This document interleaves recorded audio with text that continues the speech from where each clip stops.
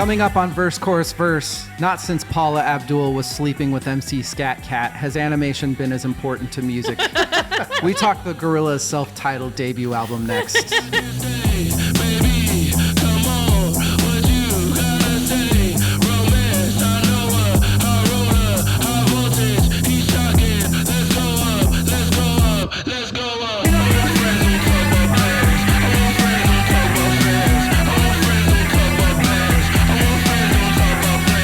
Welcome to episode 42 of Verse, Chorus, Verse. I am DL. With me is Rachel with the cool shoe shine polio. Rachel, how are you?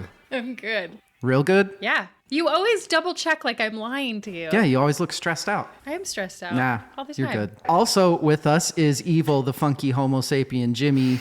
Evil, how are you doing this evening? I'm doing well. Everybody's good. It's a Friday night. Also very stressed out. Oh, yeah. Are you sure, Evil? So stressed out. Thank you. You always look so stressed. I'm always stressed out. Rachel always comes on and she's looking a little bit, I got to get this, I got to do this. And Evil always comes on and he's just finishing eating and he's kind of like, I got to polar opposites here. Tonight, podcast, we are doing volume, 2, I guess, of DL's 10 out of 10's. Basically, we take an album that I have always held in incredibly high regard, that preferably these other ladies and gents have not really sat down and checked out. All these albums, there's no way you will have not heard at least a couple songs off of. But Evil, when this came out, was it anywhere near your radar? Spoiler alert, I loved this album. I listened to it a ton when it first came out. Holy fuck. Okay. Yeah. All right. That makes me incredibly happy. Rachel, what about you? I had heard of this album.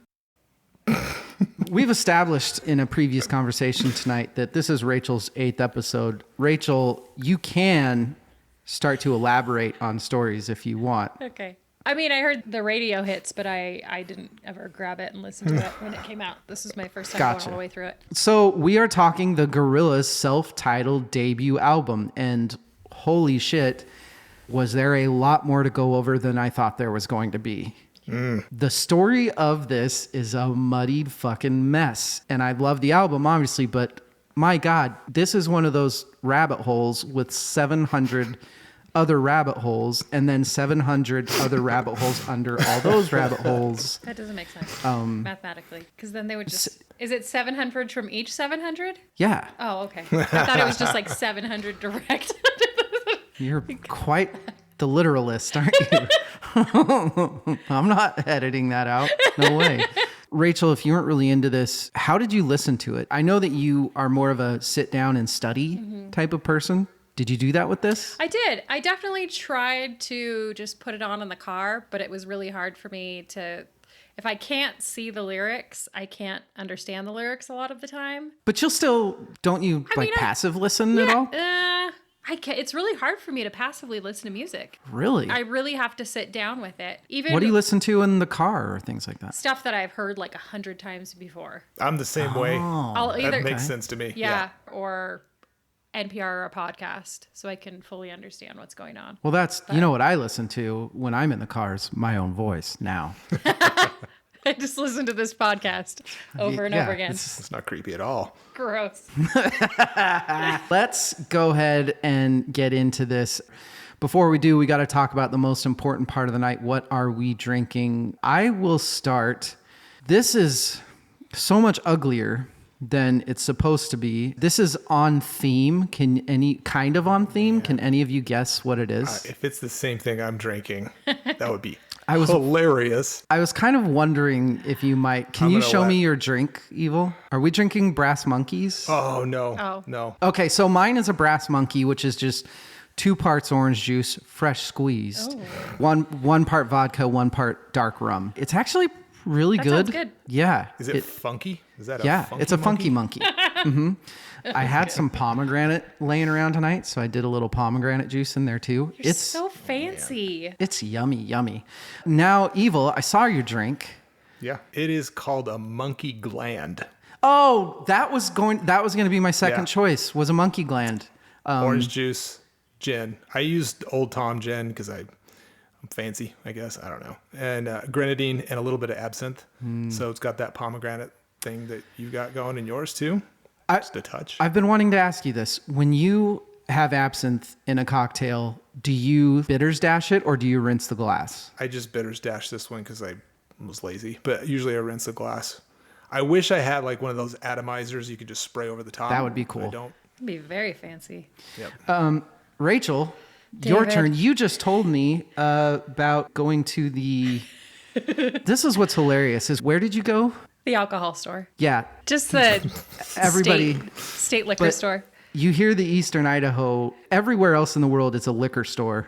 But for Rachel, it's the alcohol store. The Sin Emporium.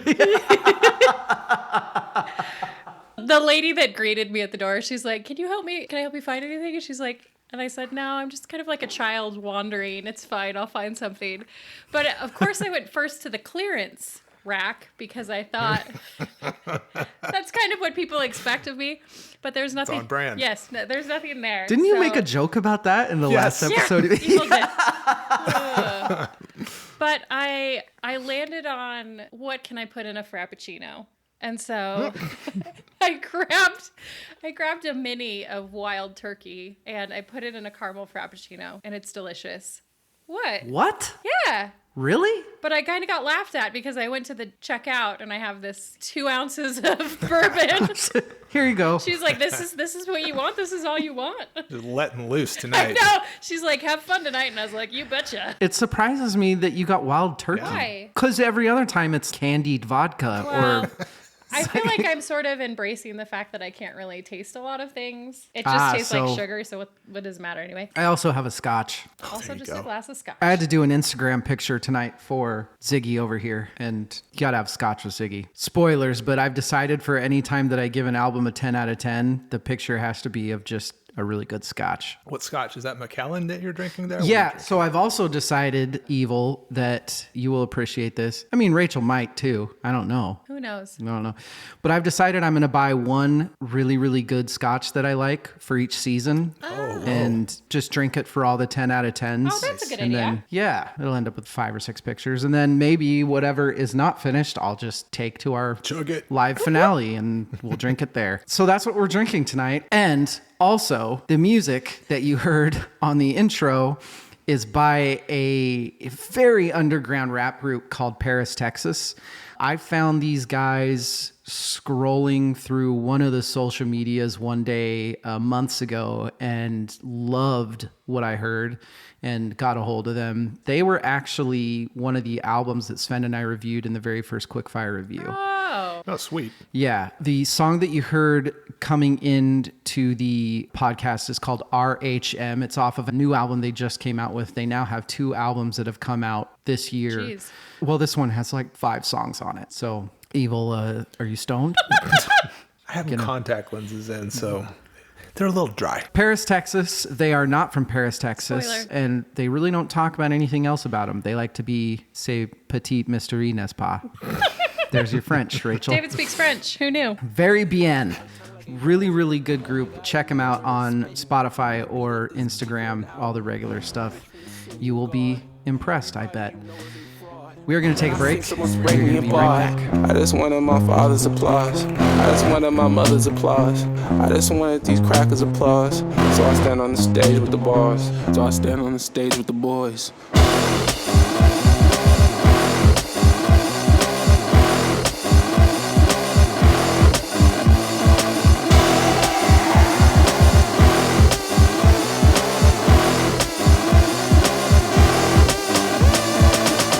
Blessed with my presence, say thanks. We Little are bitch, back. what is your rank? The song that you heard coming in from the break They might put you in the dirt. is called Heavy Metal. That was once again by Paris, Texas. Once again, indie rap group. It's really cool. I love this song. This is the song that actually music video I saw scrolling through, I think it was like Instagram. And the video fascinated me. When we're done with this, you should check out the music video Heavy Metal by Paris, Texas. It's really cool. Called heavy metal. I have to. Yeah. The Gorillaz self-titled debut album that came out in March of 2021.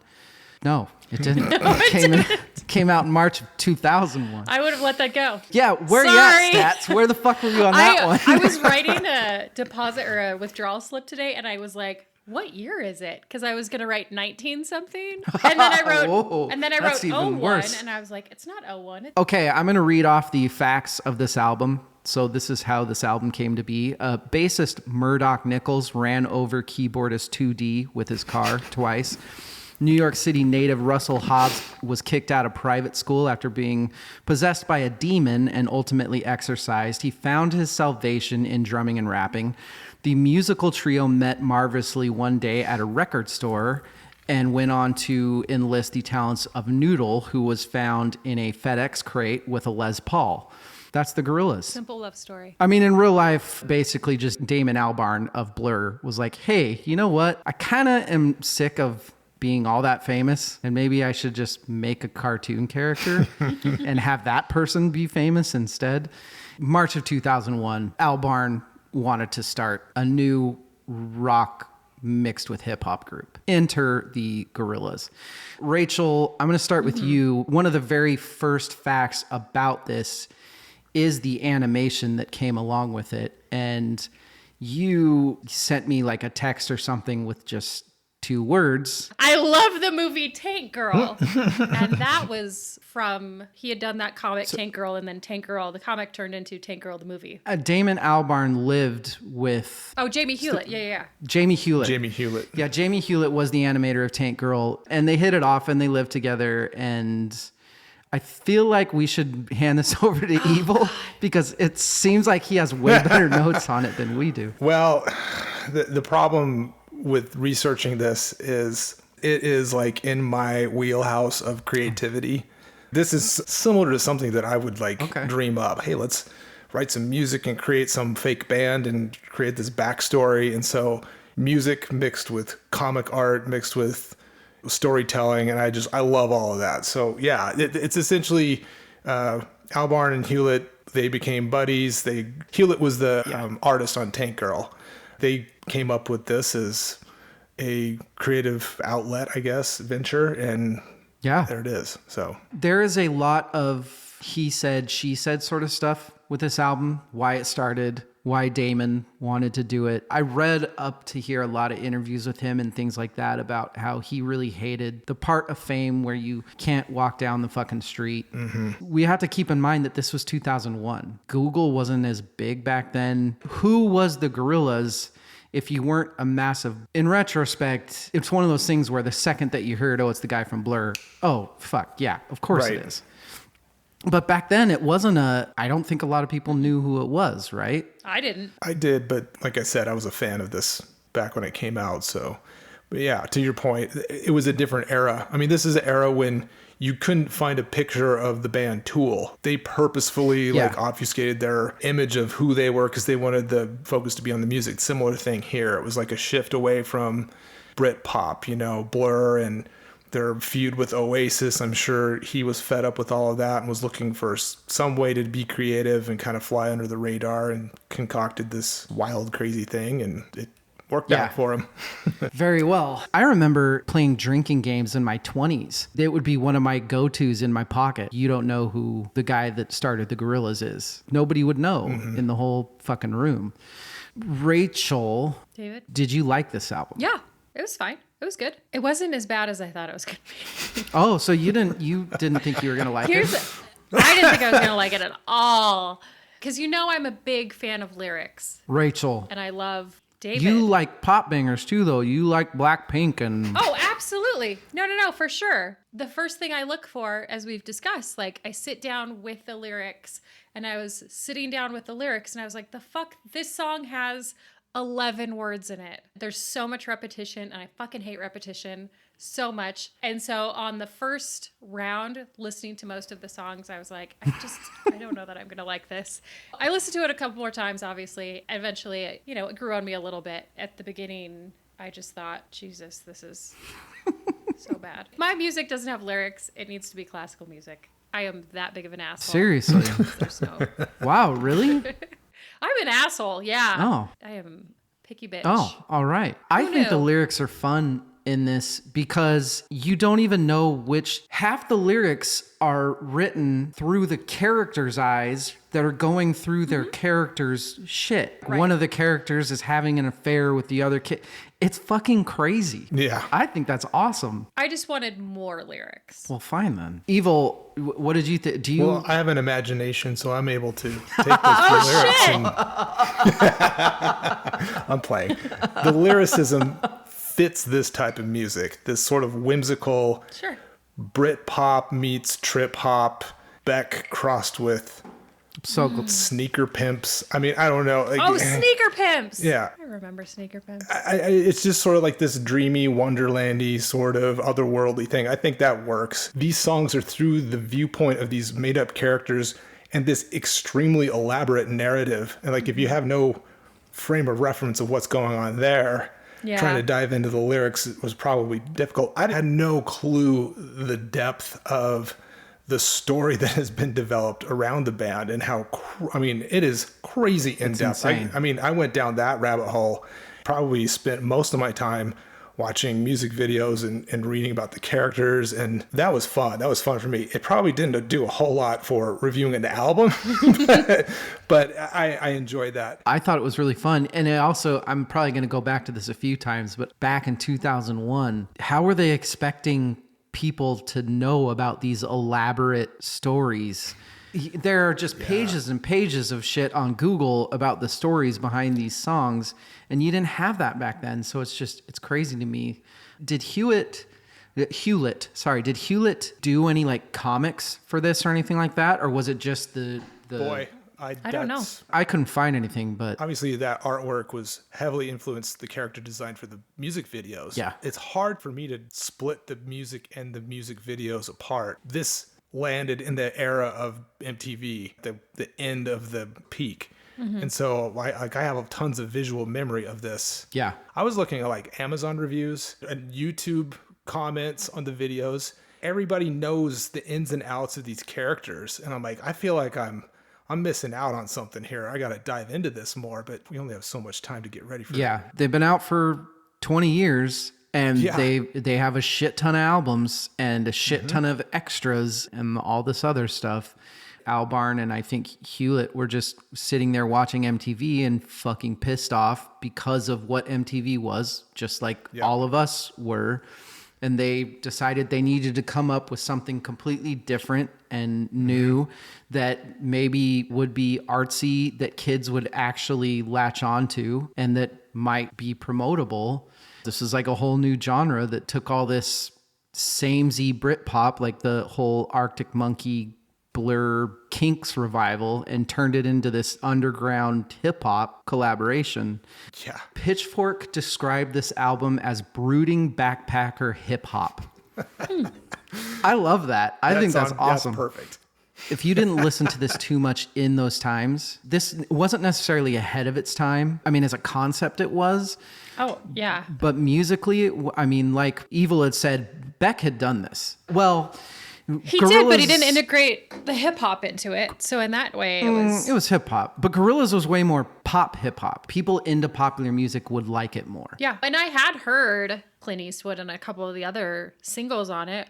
So I did like those in that there, were pop music and stuff that was on the radio at the time. It sounded dated only because of those radio hits that I had heard already. And maybe a little bit with the other stuff if I could compartmentalize the songs. Did you guys read that Del, the funky Homo sapien, who is the guy that does the couple of raps on this, he wasn't originally even going to be on Clint Eastwood? Really? Yeah. That's the best part. Can you imagine that song without him Can't on imagine. it? No. Like what Not it at all. would have No. been? Yeah, he came in to do the other Garbage. song, Rock the House. Is that the other one he did? Yeah, Rock the House. Yeah. He heard Clint Eastwood and he was like, oh, fuck, let me do something on this. So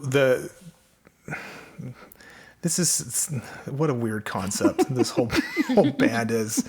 The drummer character Yeah. was originally supposed to be kind of modeled after Ice Cube, Oh, really? who is Del the Funky Homo Sapiens' cousin. Oh, shit. I didn't know that. In the narrative of the story, Del the Funky Homo Sapien was friends with the character who died in a drive-by shooting, became a ghost. And Del the Ghost is the rapper. He's also possesses the drummer. He's one of many things. That it is so broadly creative. I love There's so much there. everything that's going on. Absolutely. And that's just one little sliver. I don't know if that's what brought him, Del the Funky Homo Sapien, into the recording process. I don't know either. I kind of feel like Albarn, he had met specific people through his years with Blur. Sure. Extremely creative people. Back in 2000s, rock bands were trying to simplify everything. You had bands like the Strokes, and they were 5 dudes, simple as can be, garage band. Albarn was like, fuck that. I want, like, how many people are on this album? No, yeah. There's like 20 people. I think that he had just collaborated all these incredibly creative minds and made this what it is. Including the producer, Dan the Automator. He Automator. had a big part in crafting this too. He probably brought in a lot of the... I think he's responsible for most of the hip hop sounds on this album. Yeah. Every credit that you read on every song, Dan the Automator's on there somewhere. Dan Nakamura being his real name. He's also credited as a producer and a technical producer. I don't know why you need to do that. Technical. I don't know. How many songs on this album? Like 15? No, there's a little bit more than that, isn't there? Well, there's different versions. Yeah. Yeah. So 16 on the vinyl here. And that's including the Clint Eastwood remix, which... I want to say there was maybe 15 on the original release, and then there were some others added. There was a British deluxe version, and there have been multiple versions since the original release. That's one of the reasons I can't keep up with the Gorillaz. They're always coming out with some sort of There's so much stuff. D-sides. I love that if you think back to the early 2000s, 2001 when this came out, it was such a different style of hip hop. At that time, you were DMX was huge, Jay-Z. And then you had this super light, almost 80s funk hip hop feel in this. Yeah, kind of throwback feel, but with a weird timelessness to it. You have Latin Simone, Yeah. which is fucking awesome. Yeah. The beat that's built around, nothing sounded even close to anything like that at that point in time. Or like the horns on Rock the House. yeah, Rock the House. It's all over The the little place. fucking flute that he plays in Rock the House. The recorder that he's playing. I love that. It's awesome. I love the flute. I wrote that down. Love the flute and brass. of the flute. Now that I know that Evil knows so much about this, I'm kind of going to be half talking, half asking. To me, Tomorrow Comes Today was the only song that kind of felt like it was Damon actually singing about his own life. Oh. Sounded very much to me that it was underlying notes of why he wanted to make the animated band, because he was sick of being a recognizable star. And I don't know about that. That's a good question. I'm gonna have to go dive into that a little bit. Obviously what they did worked, even though I remember nobody else that I hung out with at that time, which I was in the Navy at the time, and it was a good blend of yokel from Alabama hanging out with black dude from inner city Detroit. It's a very good range of people, and nobody loved this, but nobody hated it. It was one of the only things that I could put it on and nobody would be like, what the fuck is this? Easy, You know? easy to listen to broadly. Which is probably one of the reasons I listened to it so much. Well, and it's also not offensive. So it Like it by has calling that, somebody from Alabama a yokel. like that. But I mean, was there cursing? I don't know. You know, people that are scared of rap and R&B are going to be. It's a light Too terrified version, of this? It's like a diet R&B. Did either of you run across how they came up with the name Gorillaz? No. No, I don't Go think on. so. I asked this because my lady, when I told her we were doing this, she's like, where'd they get that name? I'm like, I don't really know. And in like the narrative, there was a place called Kong Studios that was like, Oh, yeah. so I started diving in. I'm like, maybe it came from there. No, I think that came out of the name. And I honestly didn't find any definitive info pointing to where the name came from, but I found a whole bunch of guessing and conjecture, which is super interesting. Just as good. Allegedly, Reddit fun. I think originally they were toying with the name Gorilla Fighter, you know, underground anonymity. The whole cartoon nature of things was some commentary on pop music, how cartoony pop music could become at the time. So like, let's just make an actual cartoon out of it, you know? There is a tie-in with Albarn and Hewlett's birth year was 1968. It was the year of the monkey. And then going back to that time frame, the Monkees, the band The Monkees, a made-up band, a made-up pop band. Oh. Which also ties in with Blur's feud with Oasis.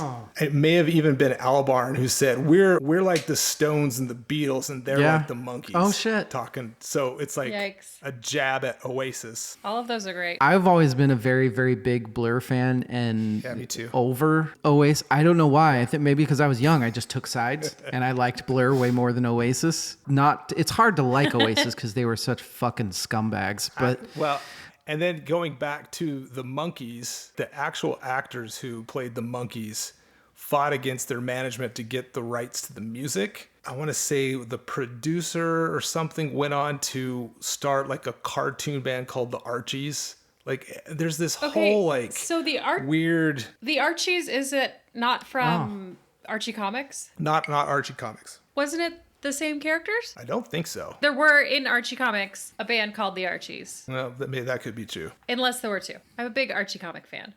I go way back. oh my God. Fuck off. The Archies are cool. Are you looking this up or am I? Is anyone looking it up? Well, I feel like there's half-ass research and there's just... Archies it's a fictional American band that features in media produced by and related to Archie Comics. All right. Stats, motherfucker. Sorry, that wasn't nice. I like you, Jimmy. No, I like this. Fight, Tension fight. sells.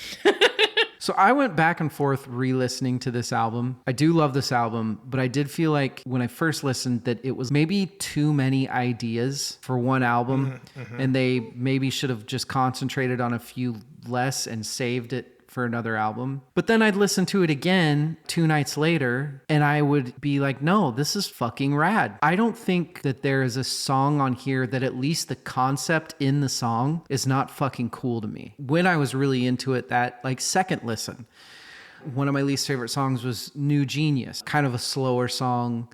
Tonight, I listened to the album again and I was like, no, actually, I really like this song.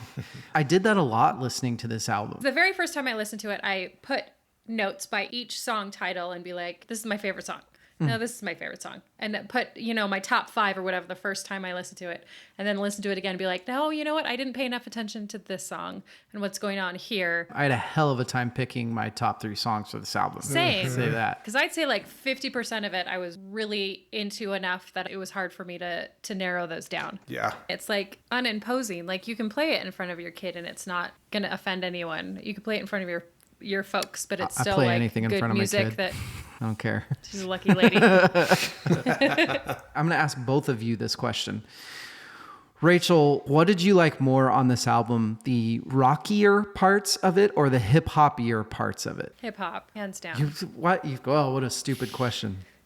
You know I love rap. No, the hip hop it's good. The rock's good, but that's not what I vibe to as much. Rock the House, the rapping and that, and of course in Clint Eastwood. But I also liked the punk song that was just titled Punk because I love punk rock. You don't know this. I don't know if you know this, but I fucking love punk rock. You say you a do. lot. I do say I do. Yeah.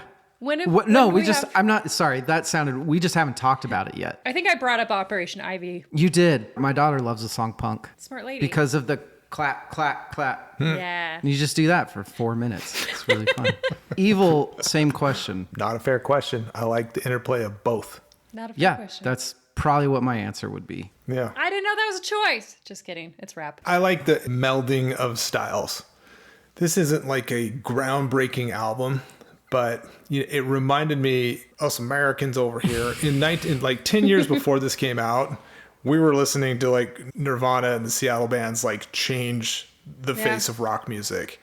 In Great Britain, there was an album by a band called Primal Scream called Screamadelica that melded like house music and DJs with indie rock and kind of did, maybe not on the same level that Nirvana did, but changed a lot and introduced a whole bunch of new ideas and melding of things that had not been put together before. The Gorillaz album owes a lot to what Primal Scream did. And I like that interplay of blending different genres, these strange ideas with made up characters and cool artwork and the whole package. I like the whole package. That's a really good tie-in that I hadn't thought of. A song like Starshine, that could... You change the drum beat in that, and that could just as easily be like a later era fucking Kurt Cobain song. Or a super dark, when the grunge era started, when they started to go from heavy to somber. It was always somber, but instead of mad, it was we're all about to die and kill ourselves. Hashtag heroin. Yes. You missed out, Jimmy. You should have been here for Joy Division. We had so much fun. OMG. You know, I found a clip of Henry Rollins saying that that's one of the bands that a lot of people don't know about, but should be on the Mount Rushmore of rock music. Yeah. And Do you want to know what's funny, Evil? What? My intro. I quoted Henry Rollins. I said Henry Rollins said it best, and I quoted him. Yep. Great minds. You guys. That is a clusterfuck of thoughts for a, honestly, for a clusterfuck of a concept of an album. Yeah. I think it was very fitting. We will take a break. We will be right back.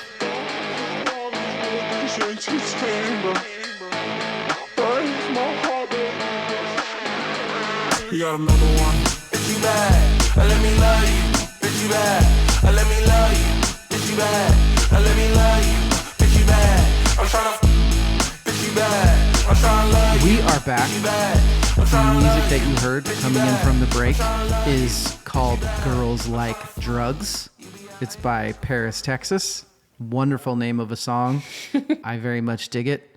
Usually the bands seek me out. I sought this one out. You should go check them out. Paris, Texas. Two dudes making rap songs. Probably edit that out. They're going to be really mad. You guys, I'm so excited for this. The David Crosby Meh Award. Bad review. I'm just so excited. I'm so excited for this. Do you guys remember that there was a soda called Pepsi Blue? Oh, yeah. It doesn't even ring a bell for me. It was out for like a year, and it kind of like Crystal Pepsi. It Like, did not do well. Is that important to the story? You have no idea how important it is to the story. This is a review by Super Pimp. He gave it 1 out of 5 stars, and the title of the review is "The Pepsi Blue Stuff Ain't Too Good." It was reviewed in 2002, so it was reviewed close to when this came out. Okay. A week ago, I came across a new drink called Pepsi Blue. It was cola mixed with berry flavor. This drink kind of caught me by surprise, so I decided to drink some. The first sip, I thought to myself, wow, I could drink this stuff forever. But after finishing about half the bottle, I had to throw it away because I thought that it tasted just plain horrible. Pepsi Blue reminds me a lot about the Gorillaz. Gorillaz mixed rap. I am reading this word for word. Pepsi Blue reminds me a lot about the Gorillaz. Gorillaz mixed rap with techno. Two things that seem like they would go great together, but just seem to be awful, just like Pepsi Blue did with cola and berry flavor. Both Pepsi Blue and Gorillaz hide behind a cool image to make you forget how terrible both of them are. Pepsi Blue hides behind its logo and everything, while Gorillaz feature a bunch of animation and animated effects. Both Pepsi Blue and Gorillaz are both marketed products in an attempt to make money. What else do Pepsi Blue and Gorillaz have in common besides the fact that they are both terrible? Maybe it's the fact that if we stop buying both of them, they will both go away. So that is what we should all do to avoid these kinds of things. Peace out. That's fantastic. I should have made you guys drink every time I said Pepsi Blue. How unique is the band? Even though I think that a lot of this stuff had been done before, I think it's incredibly unique if you look at when it came out. Mm-hmm. I just don't think people were doing anything like that. And that's just talking about the music. That's not even talking about the fucking right concept of making up a animated comic video something. I feel like there's a lot of stuff that was done, but not in such a compilation of things. And honestly, outside of, I had written down the Archies as a virtual band, but I had not heard of or even knew that they were actually a virtual band before I started doing research for this, which was embarrassing. I saw the Ninja Turtles perform. You did not. I did. Like in like suits? Yeah, the Coming Out of Their Cells tour. I think I remember that. That came to Boise, didn't it? Yeah, it did. Yes. YouTube it. blow okay. your mind. Evil. You must have been like 8 when that happened. I barely remember it. Yeah. Evil. What I about you? fucking love Teenage Mutant Ninja Turtles so much. Anyway, Me too. very unique in the entire package put together. I am so impressed with how sprawling the creativity is. I think the music itself is also, it's not really forging any new territory, but it's putting things together in a way that I don't think had been done before. It sounds like so many things, but nothing sounds like it. Influences, influencees. But right back to you, Evil. What influencees did you hear in this band? Musically, it's hard to break it away from the concept. I mean, anywhere from the Archies, as we've established, is well connected with the Archie comics, which I knew long before any of you guys did. I have never read an Archie in my life. Spinal Tap. I mean, this is like, that. and that's in terms of just like concept.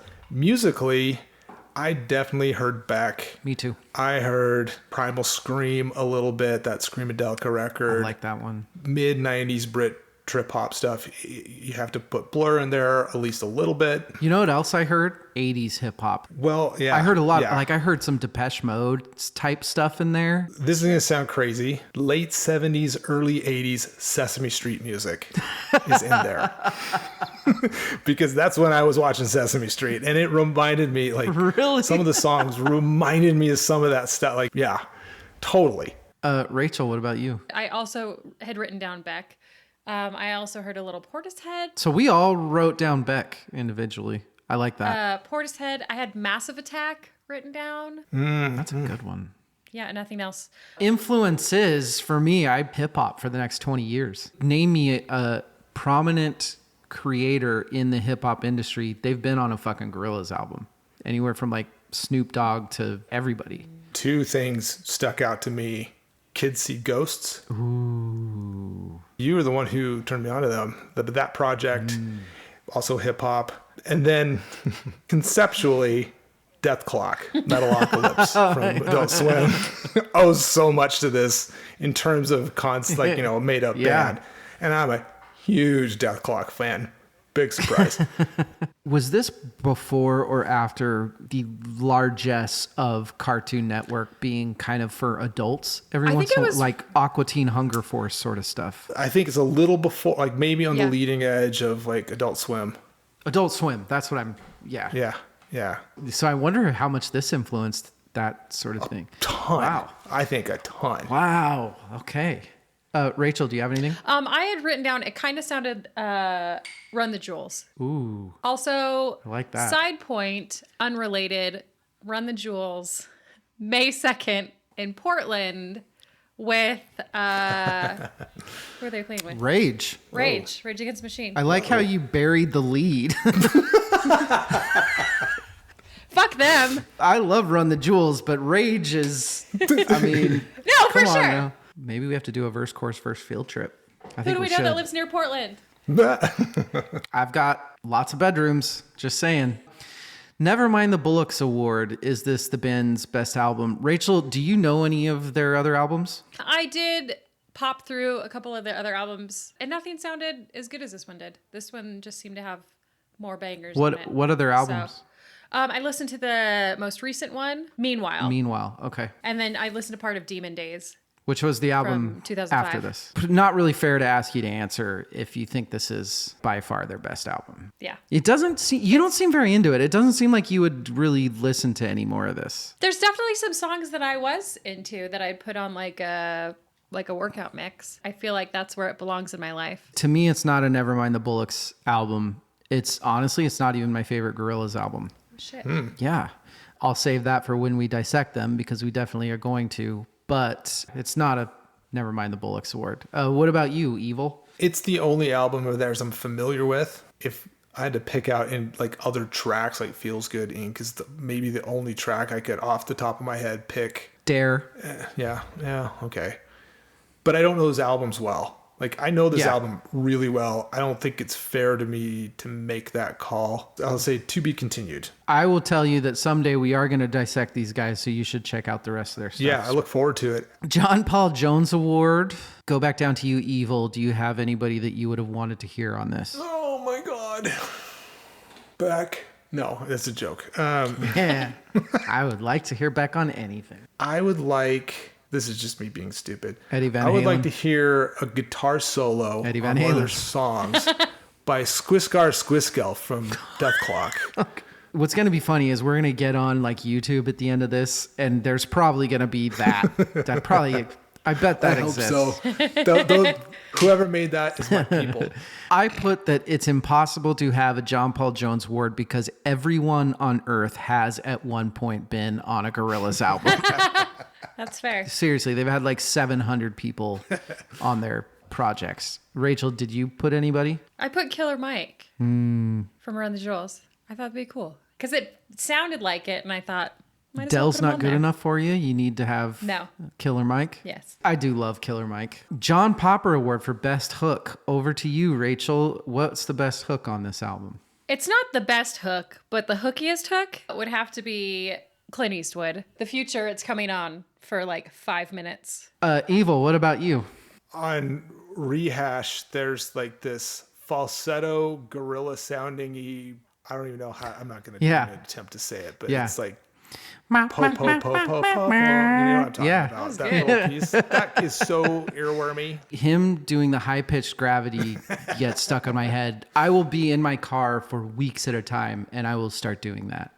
Eddie Van Halen Award for Best Riff, Solo. I kind of need to restructure the in parentheses award because I really just end up doing whatever piece of any instrument I think is cool now. But since it's the Eddie Van Halen Award, it's always going to go to Evil first. Evil, what do you got? You mentioned it earlier. It's the flute and Rock the House. No, that was my answer. That was one of mine too. Son of a bitch. I wanted to go first.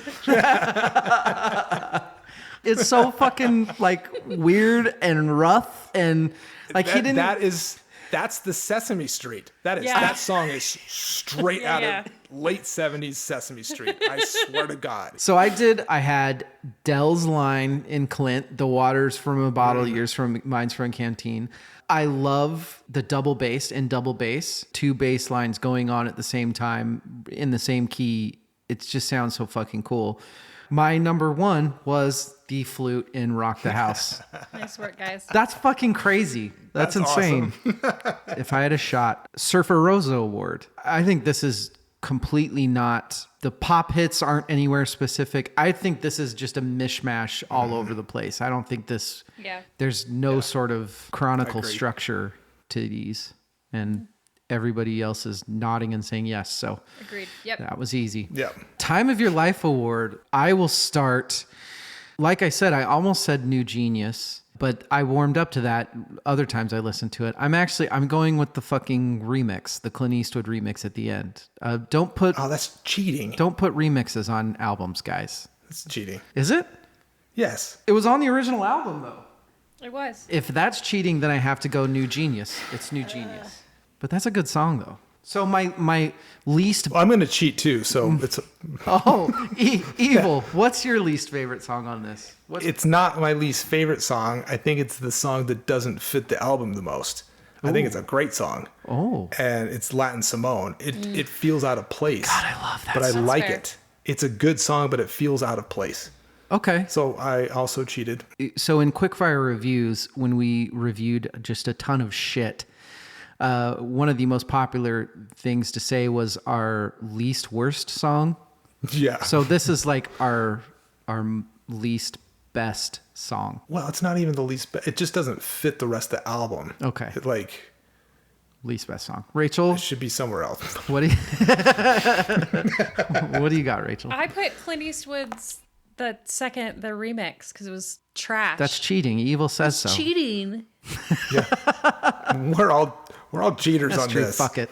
It's our podcast. We do You what guys we want. copied my work on Eddie Van Halen Award. It's Whatever. And Yeah. You just turned yours in first. Just wait till season 2 where we have drinking rules. Yay! Ooh. Oh. Because we would have all had to take a shot for that one for sure. 3 best songs on the album.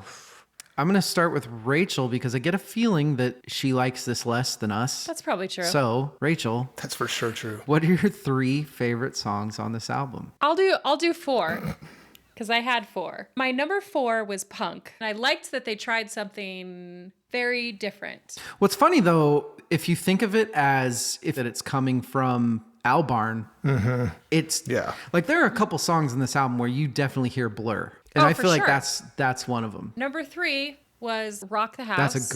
That's such a good beat. Kind of thought that would have been your number 1. Oh, it's not 3. But the flute I in liked it, the though. bass. It had a nice heavy bass. Love the flute. Love the dope raps.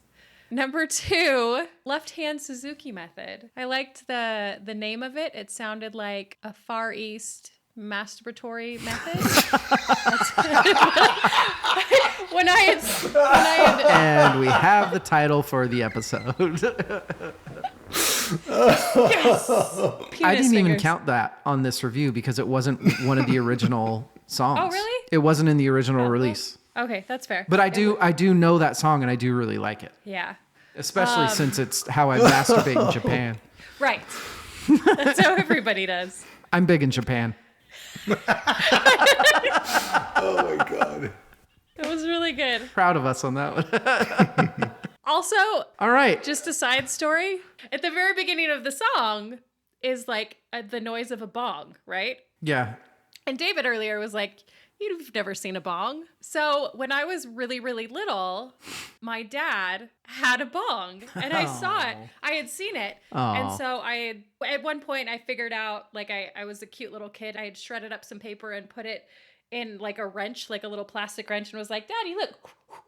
And then he's like, oh my God. And that's when he was like, okay, I should probably stop smoking in front of my daughter. So fast forward to me being 20 odd years old, probably 23. I'm in the mall and one of my friends goes, oh, that guy has a beer bong. Why does he have a beer bong in the mall? Like, where can you get one of those? And I said, that's a funnel. That's not a bong. Because I had just assumed a beer bong was a regular bong. That's what was in the bong. It was beer. I played a game once with Sven and another one of our friends back in high school.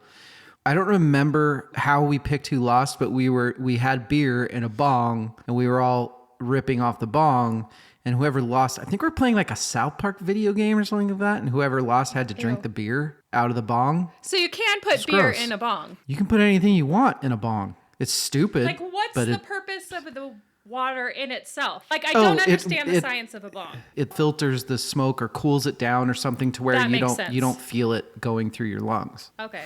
So you can inhale a lot more, and hope we have a lot of kids listening right now. That's kind of How does, yeah. Rachel, what's your favorite Gorillaz song? Number 1 was M1A1. Yeah. I didn't love the beginning, the hello, is anyone there? It was a really long time of that, but it had like the Stones vibe that I was kind of into. This British punk Like the Blur. rock. Like Blur. It kind of sounded like Blur. If I had to guess, it was written by a guy from Blur. Do you guys know where that came from? No. I looked it up because I thought that it was from 28 Days Later. Have you guys seen that? Yeah. Yeah, but that was after. Was it? I think so. Well, anyway, that's why I looked it up. I was close, though. It is from a zombie movie. It's from Day of the Dead. Ah, Yeah. Okay. interesting. I'm going to let Evil end it, so I will go whoa. first. Okay. This was, I did not want to have to pick 3. My honorable mention, my almost made it's are Latin Simone and 19-2000. I thought Rachel would like that song more. I thought she would be You thought? wrong. My third favorite song off this album is 5-4. Really? So, Not surprised. fuck yes. Oh, that Dude, that makes sense. It is Yeah. Okay. awesome guitar part playing in 5/4 to a beat Yeah. that is 4/4 the Right. entire time. That's just automatic orgasm for me anytime anybody's doing anything like that. Calm that makes down, good- Rachel. Good God. That's the music nerd song. I Yeah. should have known. I love that song. M1A1 is my second favorite song. When that breaks down, it's the rockiest part of this album. They go for it. I love that. And my number one favorite song on this is Soundcheck, the Gravity song. Nice. I wrote Starshine. This is David's favorite song. I do really And I like was that wrong. song, Got it but it's wrong. not even in my top 5, Rachel. Evil, give us your tops. Okay, my top 3. Number 5, Rehash. Number 4, Clint Eastwood. I'm glad somebody did, because it sucks. Clint Eastwood is an amazing song, Yeah, it's really but it's just good. been It sure it's is. been played so much that nobody Yeah. talks about it. But right. Sunshine in a Bag, that's a fucking call to the man with no name. I love it. Number 3, Man Research, Clapper. Nice. I love that song. Number 2 is 19-2000, and number 1 is Rock the House. Wow. So you like the real hip hoppy Sesame hip hop. Yeah. Who won the album, Rachel? Fuck if I know. Skip that page. Why didn't I write that down? Who You won didn't the look at the album? second page, did you? God damn it. Hey, Come back to Evil. Who won the album? Circle back. I think Del the Funky Homo Sapien won the album because he got killed in a drive-by shooting, became a ghost rapper, possessed the drummer, and also in real life did some pretty badass performances Yeah. on here as well. His parts made those songs that he was on. Yeah, I became a huge fan of his. I followed him thanks to this album. I think that's a good answer. My who won this album is 19-year-old David. I won this album 19. I had a great group of friends. I had not a care in the world. Congrats. Just driving around fucking Bremerton, Washington, getting drunk with a bunch of sailors. Yeah, hoorah. Rachel, who won the album? Virtual bands everywhere. That whole concept of virtual bands, the ability to hide yourself like that. Like I the think that's Daft Punky kind of. Yeah, I've talked about how when we were covering the Stones and how he was talking about how his life sucks because he's always on the road, and it sucks to be a famous bajillionaire. But there probably is an aspect of it that sucks, and having Well, the some fact sort that of you anonymity. literally can't walk down the street for the rest of your life. Yeah, that sucks. Oh, for sure. How much do islands cost? Weep into my handful of dollar bills or pounds or whatever. Cash. The last question is this actually a 10 out of 10? How do we rate this album? Rachel, since you have had so much time to think on this question, I'm going to ask you first. I'd say like an 8 out of 10. I'd say for what it is really, really good, but there are a couple holes in it. It's not perfect for me, but it is really, really so good for what it is. Evil, what about you? I'm going to give it a 10 out of 10. And I'm going to give it that based on the entire concept, not just the music, That's fair. but the Okay. entire concept of the project. I think warrants a absolute Wow. 10 out of 10. It is so creative. And the music is so good. Like, there are very creative projects that involve music that have kind of shitty music. This is not one of those. So I think broadly it is a 10 I may have out to of 10. change my Instagram pic for this That's fair. album now to a scotch. That's fucking awesome. That makes me feel way less worse for not giving it a 10. I am giving it's as close as you can get. It's like a 9.3. If it wasn't for the remix at the end, I think it might be a 10. I think there are a couple ideas on here that might have been best, kind of like what you were talking about with Latin Simone, might have been best served to hold off for another album. It doesn't mean it's not a good song. So I'm giving it like a 9.6 out of 10. That's That's fair. fair. Thanks both of you. And that's the Gorillaz. You're welcome. That's it. And scene. I love that album. That album's crazy. That was hard.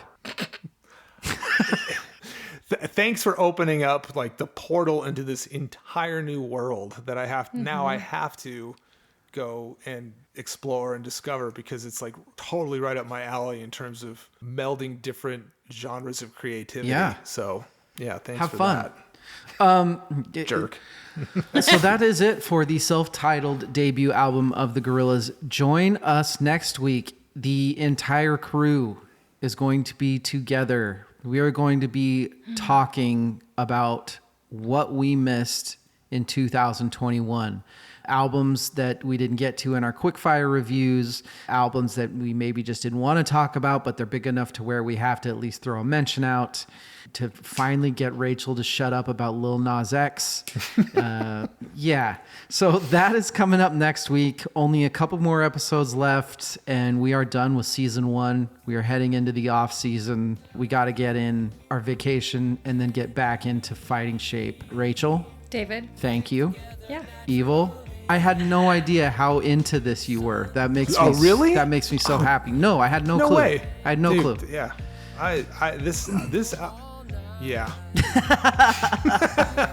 Yeah, good night and good luck, everybody. Thank you very much.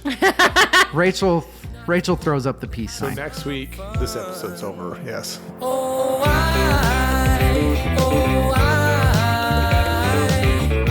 wanna stay right by your side.